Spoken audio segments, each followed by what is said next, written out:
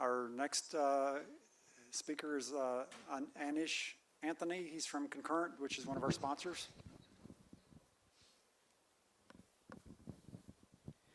Good morning, everybody. My name is Anish Anthony, and I represent Concurrent Real-Time. I'd like to acknowledge Robert Davis, who is the primary lead on providing this framework for real-time virtual machines. A little bit about myself. It's good to be back in Huntsville, Alabama. I went to grad school, UAB, UAH, and then moved to a wonderful company called The MathWorks in Boston.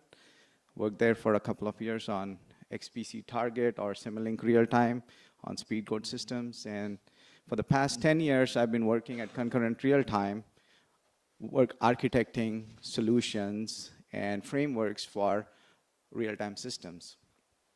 And the past 3 days have been wonderful because I've heard a lot of mentions about concurrent real-time and for RedHawk Linux, which is the heart of what we do, is the RedHawk Linux real-time operating system. Did I just turn it off? Okay. For those who don't know about concurrent real-time, we've been in business for a long time providing hard real-time solutions. We've gone through our transitions, moving from proprietary system and OSs to COTS-based hardware and Linux operating system. And since 2001, that is what we've been doing, focusing our goals on COTS hardware and Linux. Our primary markets are, aerospace and defense. And with all the advances and the research going on into autonomous vehicles, automotive is not far behind. And we're seeing a lot of interest in other fields where they want to use real-time Linux in medical systems, in robotics, agriculture, with a lot of AI stuff coming along. And that's what we see the trend is. Oh, again. So what does concurrent real-time offer? Our primary offerings, everything we do has to do with real-time. Real-time, we take COTS hardware, we'll test it, analyze it, and make sure that it meets the best hard real-time deterministic performance that you desire. We have the RedHawk Linux operating system. We have a bunch of wonderful tools for debugging and profiling your code in real time so engineers can squeeze the last microsecond for their real-time simulation. And we also have applications and frameworks which help engineers to put their models into real time. Not a lot of people have access to hard real-time engineers or hardware engineers who are going to run their simulations in real time. And for those people, we have easy-to-use tools where you can grab your models, C, C++, Simulink models, or any other modeling packages very easily. Don't have to worry about any I/O connections. It's all, click and go. And for that, we have Simulation Workbench. And if you want to run your models at nanosecond frame rates, then you have to go on to the FPGA. And for that, we have FPGA Workbench. Easy click and go tools which will help you take your models down to that level. But my primary focus today is a new tool or framework called KVM-RT, which is real-time virtual machines using KVM. But for that, I need to really explain the hardware aspect of it, what is real-time hardware, the RedHawk Linux operating system, how do we add value, and how do we do this RTOS? Linux and RTOS, is something which is debated, and how do we get to that stage? And finally, the solution called KVM-RT, and what can it offer to you when you do these simulations on model-based design approach? So let's start talking about what is the real-time hardware.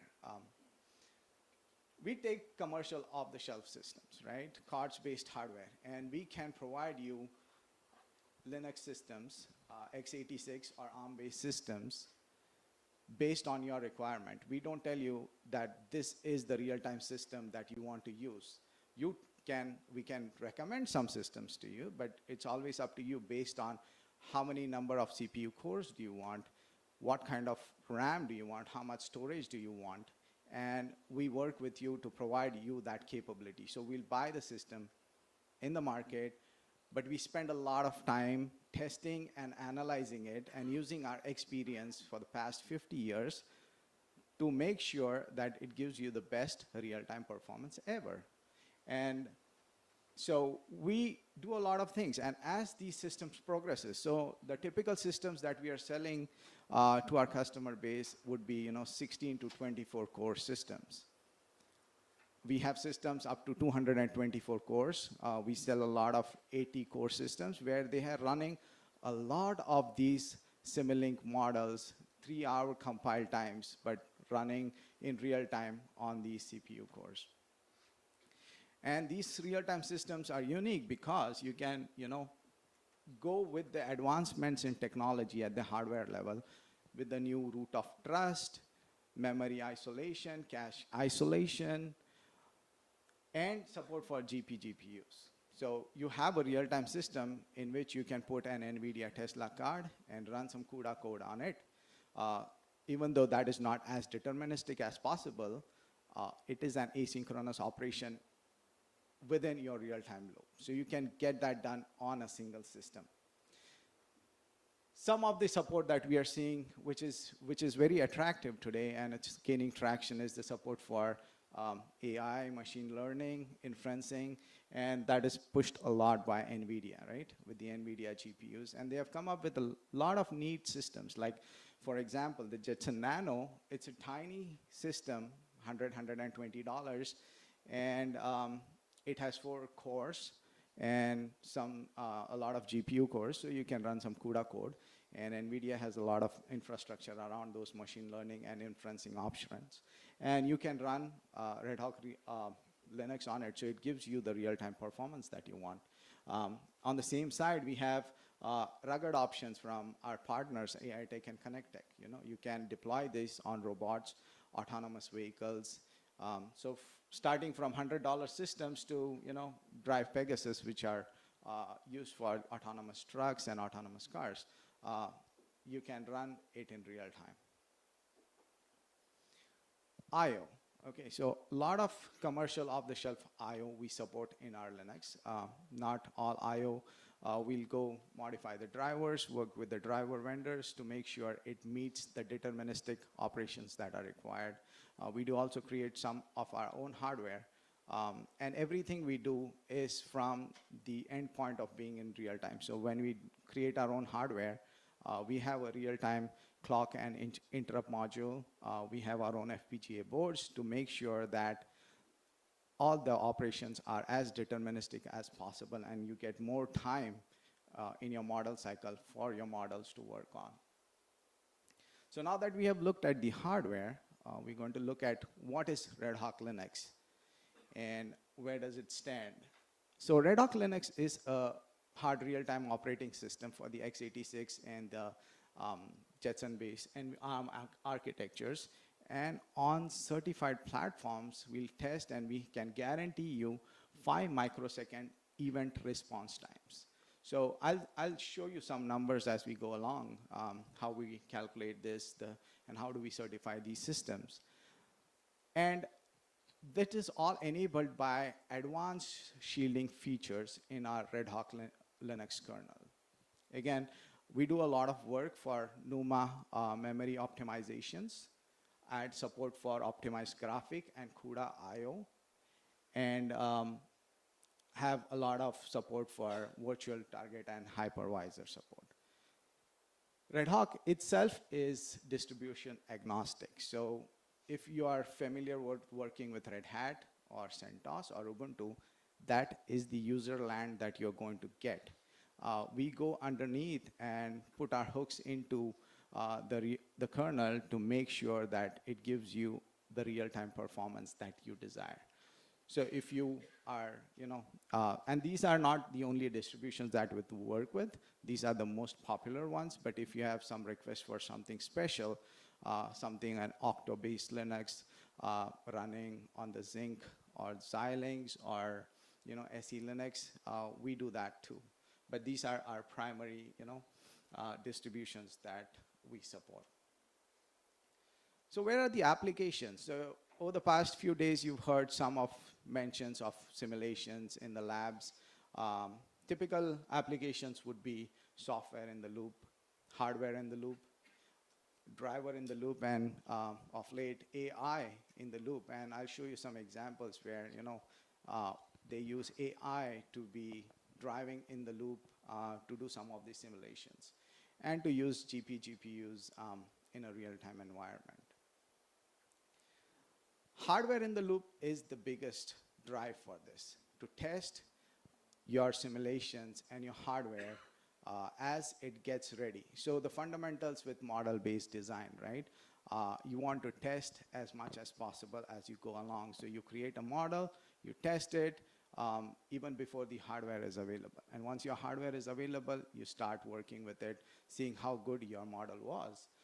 And an example would be, you have a plant model which mimics a jet engine, and you have a controller. So we have systems where a real-time system is the model of the plant, and a controller, which is a controller model running on a real-time system, and they are talking to each other, and the plant is talking to the model.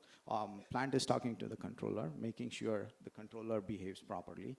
And when the plant is available, you actually hook up the real plant to the controller model running on the real-time system and make sure that the controller still behaves the same as with a real plant. And when you have the controller available to you, okay, you have the same thing. Either you talk to a plant model or have the real plant talk to the controller to make sure the interaction is correct, all your simulation is right. And as you go along, you improve your models. You learn from your models, make sure it meets the real-time requirement, and the physical device is the same as, the model physics is the same as your physical device. So ideally, it will be two real-time systems to begin with. And as you model and prototype, you get little pieces of hardware in, replace parts of your model with real hardware, and that builds your entire system until you build your first prototype with actual real hardware. Another example which I like to give is, a driving simulator. We work a lot with automotive. So in the bottom, you see a real-time system, and we have Wes, one of our engineers, driving it. You have hardware in the loop. Let's see.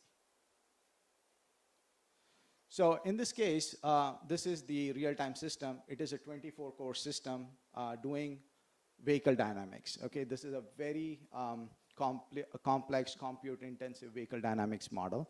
It has around 250 degrees of freedom, and they have almost gone to 450 degrees of freedom on that, used for big driving simulators in Formula One and NASCAR. It requires a lot of compute power, and it is running on almost 12 of the CPU cores, and the tire models are also very compute-intensive. Every tire requires one CPU core to run that, the traction between the track. And this is the hardware in the loop setup. So as he's driving in the driving simulator, signals from this real-time system go to an ECU, a controller, and the controller thinks it's talking to a real engine. It doesn't know that it's a part of the simulator. The controller is only seeing signals that it is a real engine, and that engine, the controller will open up the throttle body or fire the ignition injections or turn on the electric motor in case it's an hybrid vehicle. And this is the entire, a typical setup where you'll use hardware in the loop. So now let's come to, how does RedHawk achieve this real-time performance? And this all comes from one of the important concepts, which is called as CPU shielding.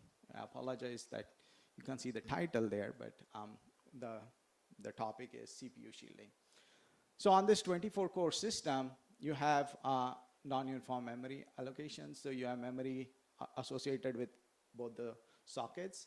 And in RedHawk, we can have a command called shield, which is essentially creates a shield around your CPU core. So what it does is, so you have interrupts which are coming to your system, IRQs, local timers, and processes.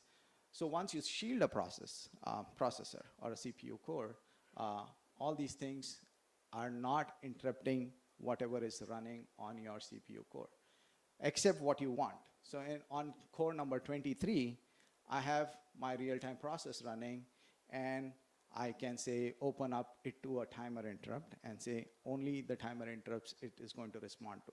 What that gives you is full processing capability on processor number 23 to respond to your interrupts and to your timers as fast as possible. So you're not wasting any time, and it would be the best response ever.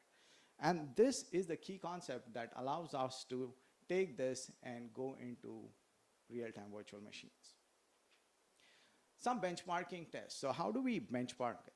So these are standard tests that you can download, cyclic test and stress test on any Linux system you can download and test your system for the real-time behavior.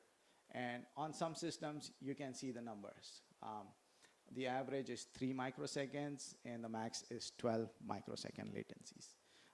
On some other systems, it will be 8, 9, and 37. So again, real-time is relative to what your requirements are, what deterministic operations you want to do, and how real-time you want it to be. For some customers, it could be 1 millisecond. For some customers, it is 100 microseconds. For some, it is 10 microseconds. And these tests will bombard the system, the CPU. It will max stress out the CPU, the memory, and the I/O on the system to give you these numbers, right?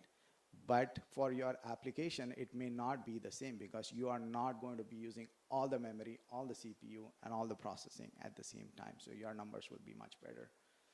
On the NVIDIA Jetson platforms, like I said, the $100 Jetson Nano, you have around a max of 40 microseconds. But with the NVIDIA systems, we have another benchmarking test, which is the CUDA load. As you put more CUDA load onto the system, how does the system behave? And we have worked with NVIDIA to optimize the drivers, the memory allocation to make sure that we get a better performance when running with CUDA loads. We are constantly working on RedHawk Linux. It's evolving as we go along, and it's not something like you put a release out and you forget about it. We do provide long-term support for our customers. We have customers who are running, this is RedHawk 8, RedHawk versions 5.4, some running older versions, and we still support those customers. So we will not leave you. We'll always be there for you, providing support as long as you're on maintenance. So now let's come to the important topic, which is real-time virtual machines. So why would you want to have a virtual machine? And all of this is powered by KVM, which is a hypervisor solution which ships with Linux. So you have a Linux system, you can download KVM, you buy a RedHawk system, it comes with KVM. And there are a lot of applications for virtual machines, and I'll go through some of them. What KVM itself, which is open source, it is able to give you a lot of these facilities, emulations, redefined VMs, and PCI pass-through devices. So these are some key concepts when you come to virtual machines. And use cases would be to consolidate systems together. We have a lot of defense customers which are running different models or different simulations in different operating systems. They are using 1 or 2 CPU cores, and they want to move along. They want to use the latest hardware. And they say, oh, can we put it all on one box? I don't want to have 10 box computers in my rack. I just want to replace it with one box. And that is one of the most common use cases that we see. You can have Windows on the system as well as a real-time operating system on the same machine. And we have use cases for that. Windows, as you know, would not give you that deterministic performance, but a lot of customers run models and some sort of algorithms on their Windows machine. in non-real time and still want to be able to have a real-time system doing their simulations. And support for legacy software. That is one of the most important use cases. They don't want to move forward on their operating system or their software. And how do they do that? Because if the hardware goes bad, how do they still keep on using the old OS and the applications which were developed for the old OS?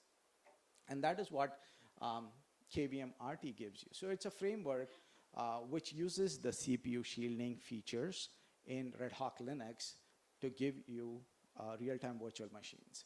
So in this case, we have the same 24-core system, and I have 1, 2, 3 virtual machines. And these are running on shielded CPUs.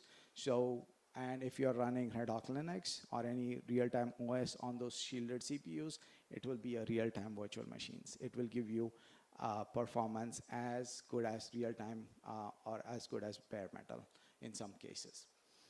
We can also have non-shielded CPUs and have virtual machines share the CPUs. So we have VM 4, 5, and 6 just sharing the CPU resources on 12 to 19. And with PCI pass-through, we can say, okay, you GPU, you are only talking to VM1. So all the resources are associated with this GPU. One of the GPUs is associated with the virtual machines. So we have 7 virtual machines. So I have to have 7 keyboards, and configuring such systems is no fun, right? You can have network cards associated with every machine. You can have storage devices, SSDs, associated with every individual machine. So you get the best performance and isolation ever. So we have customers who are saying, oh, I want this virtual machine to be running RedHawk 7.5. I have these models. And once that is done, I want to take the hard disk out and put it in my secure room. That is it. So anytime I want to come run the simulation in the lab, I'll bring my hard disk, put it in, bring the virtual machine up, and that is it. We have a lot of customers who, same kind of concept. They want to be able to set up their real-time system to support a bunch of projects. And they will just come and say, bring this virtual machine up. For this virtual machine, they need 8 cores. Next time, they need 12 cores, so they can easily reallocate this cores to create one big virtual machine and have 8 cores associated with that. The numbers what we see on the Artisan Blade, pretty good numbers. The max goes from, on the host 12 to 24, which is still very, very good. On the embedded, which is on the Jetson devices, we can run VMs, and the numbers are still very good, 50 microseconds. On a super micro device, we get numbers, but in this case, we are sharing some, 3 VMs, we're sharing 8 of the CPUs and 4 real-time VMs. So we still get good numbers on this. Let me see if I can play the video. Can you please play the video?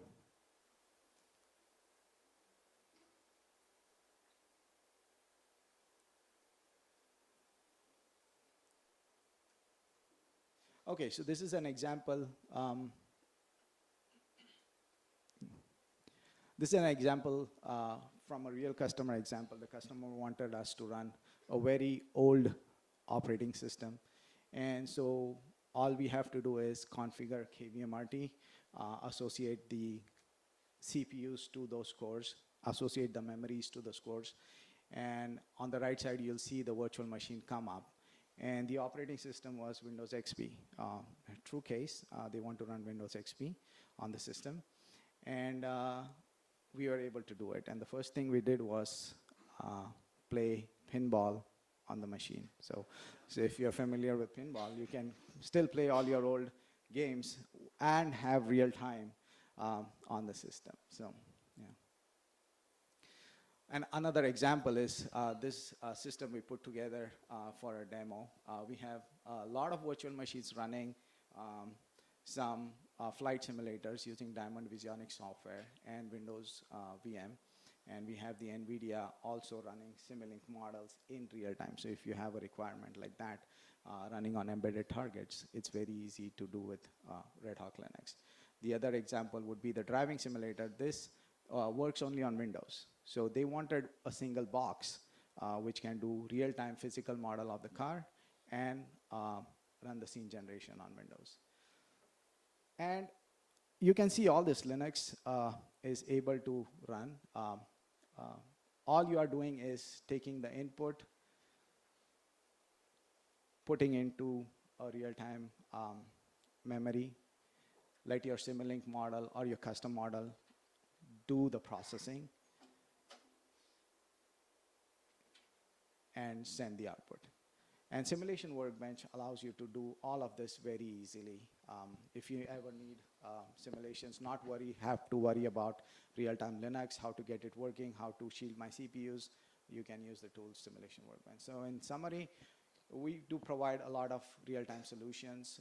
Your real-time machine doesn't have to be a machine sitting in a lab.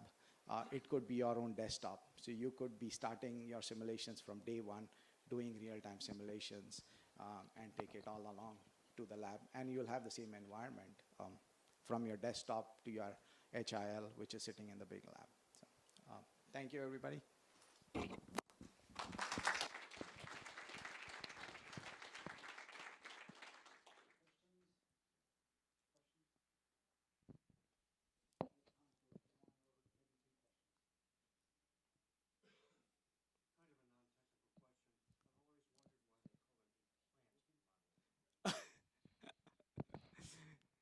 Why do you call it as a plant model? So anybody has an answer for that? Plant versus controller?